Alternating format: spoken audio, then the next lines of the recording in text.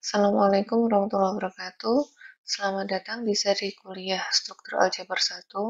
Kali ini kita akan membahas tentang teori himpunan. Apa itu himpunan? Himpunan adalah kumpulan atau koleksi dari objek-objek yang berbeda.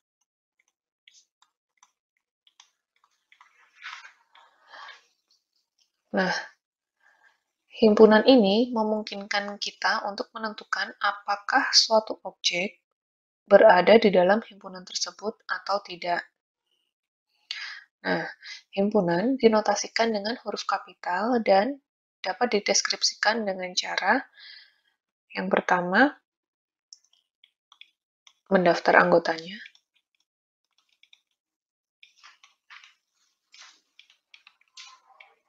Contohnya adalah, misalkan kita punya himpunan A, kita daftar anggotanya adalah 0, 1, 2, dan 3. Nah, ini adalah himpunan A yang dideskripsikan dengan cara mendaftar anggotanya.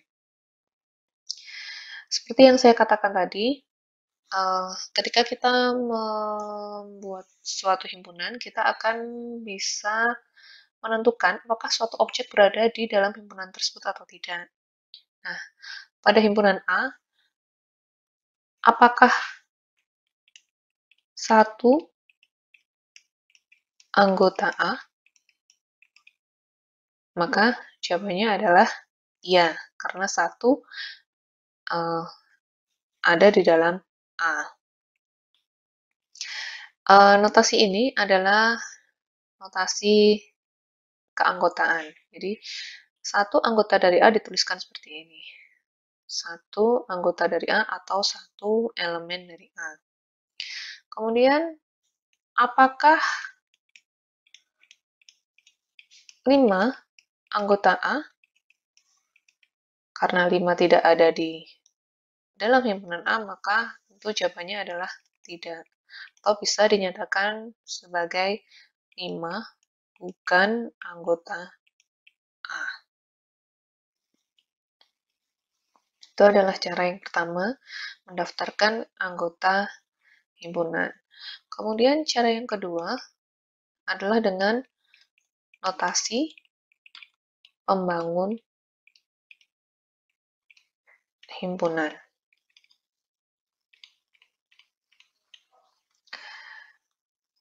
Misalkan kita punya B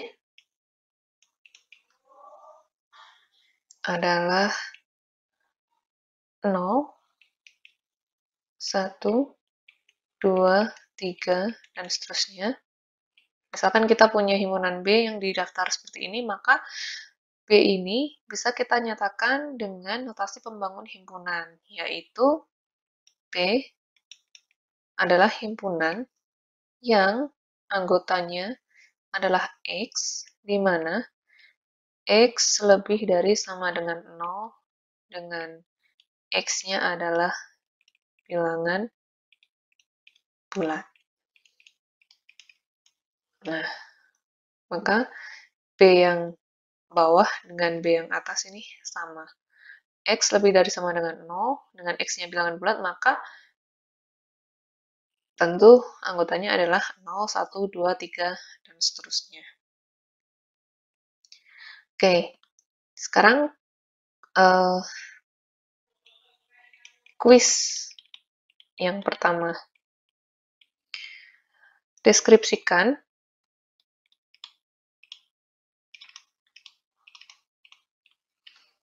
A, himpunan A yang anggotanya adalah 1 dan min 1 dengan notasi pembangun himpunan. Oke, silakan dikerjakan. Kalian bisa tulis di kolom komentar. Kemudian kita akan lanjut ke yang disebut sebagai subhimpunan. Jadi kalau kita punya himpunan, maka kita punya subhimpunan. Seperti apa subhimpunan? Misalkan kita punya A dan B, masing-masing adalah himpunan. A dikatakan subhimpunan dari B jika dan hanya jika setiap anggota A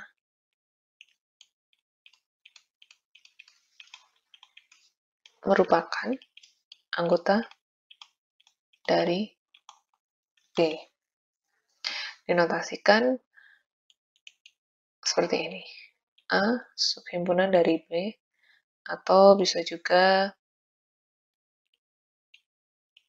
seperti ini. Ini sama. A subhimpunan dari B, ini juga A subhimpunan dari B. Nah, yang perlu diperhatikan adalah ini adalah notasi subhimpunan. Sedangkan yang tadi, yang di awal, yang seperti ini adalah notasi keanggotaan. Anggota atau elemen. Jadi, jangan sampai keliru atau terbalik.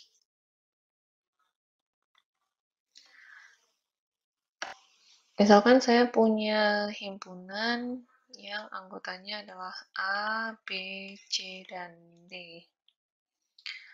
Maka pernyataan A, anggota himpunan A, B, C, D, apakah benar?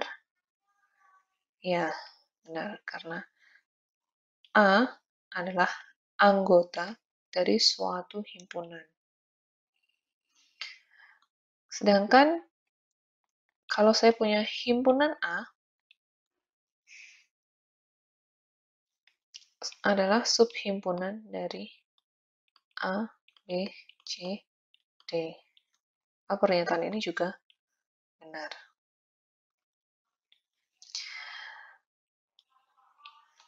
Bagaimana jika saya menuliskan seperti ini? A adalah subhimpunan dari himpunan A, B, C, D. Apakah benar? Tentu tidak, karena ini adalah notasi himpunan, sedangkan yang dituliskan di sebelah kiri ini adalah sebuah elemen. Jadi kalau yang di kiri adalah elemen, maka notasi penghubungnya adalah ya notasi keanggotaan. Yang betul adalah seperti yang di sini. A anggota dari ABCD. Begitu juga kalau saya menuliskan himpunan A adalah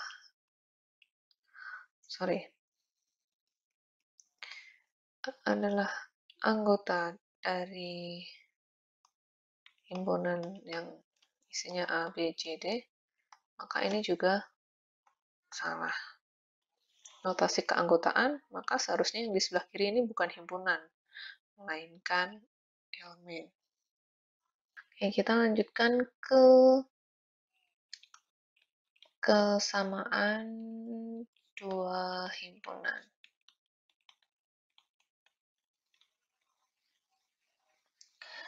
Dua himpunan dikatakan sama jika dan hanya jika keduanya memiliki anggota yang sama. Dinotasikan kalau misalkan A dikatakan sama dengan B, maka anggota dari A harus sama dengan anggota dari B. Dinotasikan A sama dengan B. Dengan kata lain, A sama dengan B jika setiap anggota A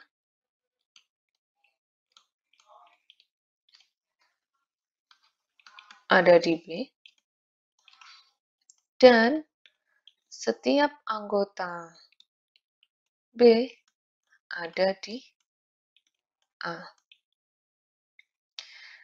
Kalimat yang atas ini menyatakan A subhimpunan dari B, dan yang bawah ini menyatakan B subhimpunan dari A. Jadi A sama dengan B itu tidak lain adalah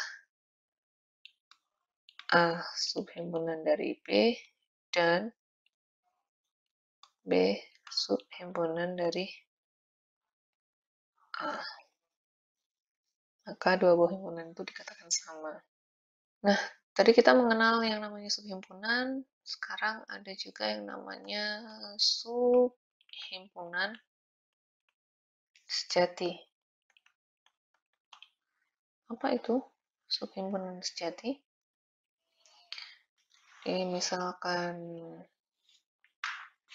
Misalkan A dan B adalah himpunan.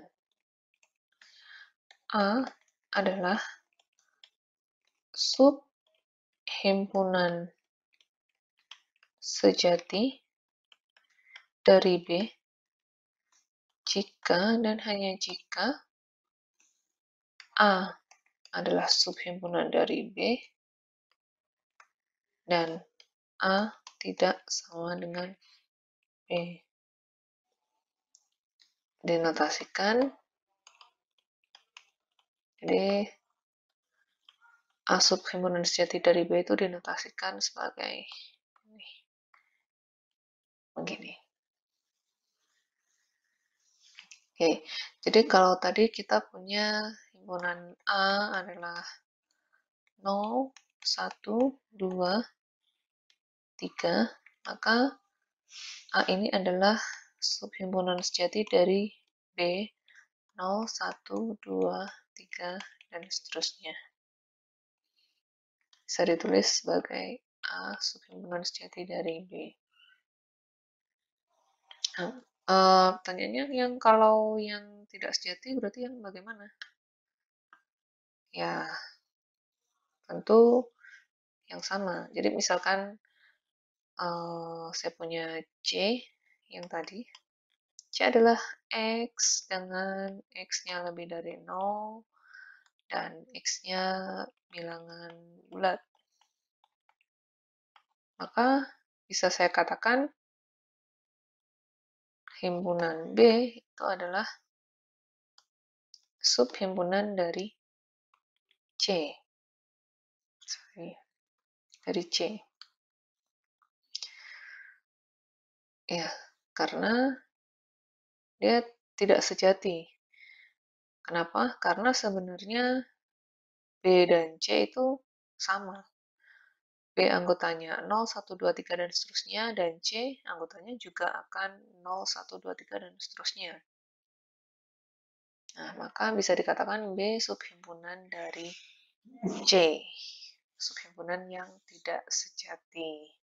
Karena setiap anggota B ada di C, dan B itu sama dengan C itu sendiri. Oke, lanjut kita ke beberapa operasi pada himpunan. Jadi kalau kita punya A dan B adalah himpunan, kita punya operasi yang pertama adalah operasi gabungan. Jadi gabungan A dengan B itu didefinisikan sebagai ini. Notasinya begini, A gabungan B, dan didefinisikan sebagai X dengan syarat X-nya ada di A atau X-nya ada di B. Kalau digambarkan dalam diagram, kan ini himpunan A, ini himpunan B, X ada di A, atau ada di B. Nah, maka A gabungan B adalah semua yang diarsir ini. Terus yang kedua adalah irisan. Irisan A dengan B didefinisikan sebagai ini lokasinya A irisan B definisikan sebagai X dengan syarat X-nya ada di A dan X-nya ada di B. Jadi harus ada di keduanya. X-nya ada di A dan X-nya ada di B. Kalau digambarkan dalam diagram, maka A irisan B, X harus ada di A dan X harus ada di B. Maka di manakah X? Tentu yang ini. Yang ada di A dan ada di B. Sekarang kita ke contoh. Misalkan saya punya A adalah himpunan yang anggotanya 246 dan B adalah himpunan yang anggotanya 4567. Maka A digabung dengan B adalah X-nya ada di A 2, 4, 6 atau ada di B. Maka 5 dan 7 juga ikut. Sedangkan A irisan B. Siapa sih X yang ada di A dan sekaligus ada di B? Maka A irisan B adalah anggotanya 4 dan 6. Oke. Kalau B digabung A, B digabung A tentu akan sama dengan A digabung B, begitu juga B irisan A akan sama dengan A irisan B. Ya.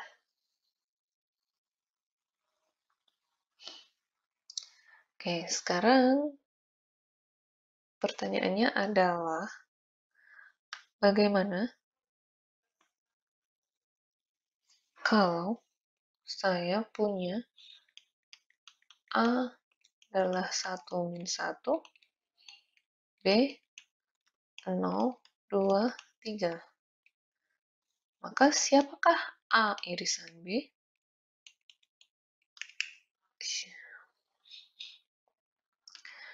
Siapakah X yang dia anggota A sekaligus anggota B?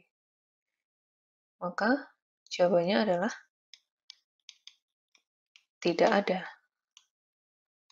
Nah, inilah yang menginspirasi terbentuknya himpunan kosong. Jadi, kita punya yang namanya himpunan kosong.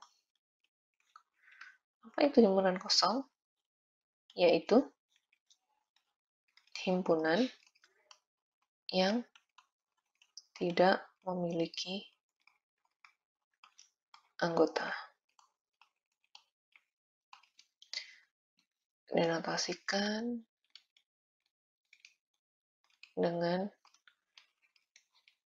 ini, himpunan kosong, atau ini.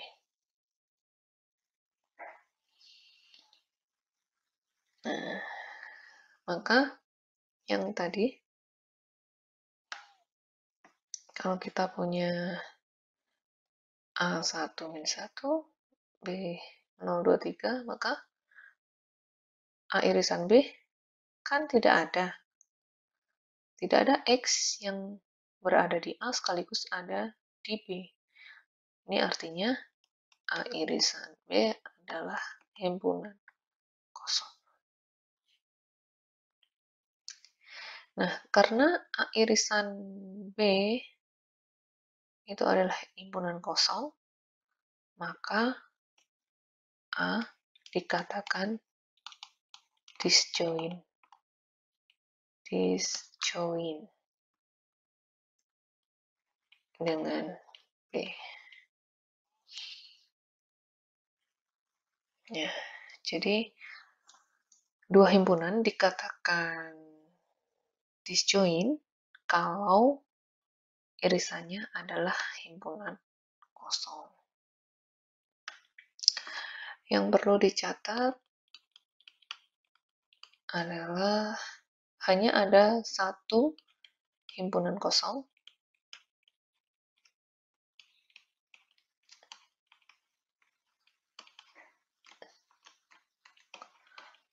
dan himpunan kosong adalah sub himpunan dari setiap himpunan. Jadi himpunan apapun pasti selalu punya setidaknya satu subhimpunan, yaitu himpunan kosong. Oke, sekarang kuis yang kedua. Oke, tentukan benar atau salah. Kita anggap tadi yang kuis pertama itu nomor 1 ya. Nah, sekarang nomor 2. Ini tentukan benar atau salah. Oke, pernyataan A.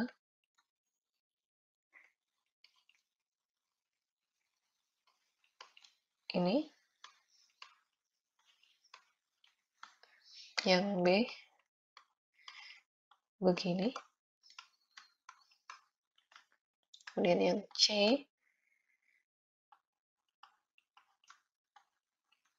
Begini. Oke, silakan kalian bisa menulis jawaban kalian di kolom komentar. Oke, sekian kuliah teori himpunan bagian pertama. Sampai bertemu lagi di seri kuliah berikutnya. Assalamualaikum warahmatullahi wabarakatuh.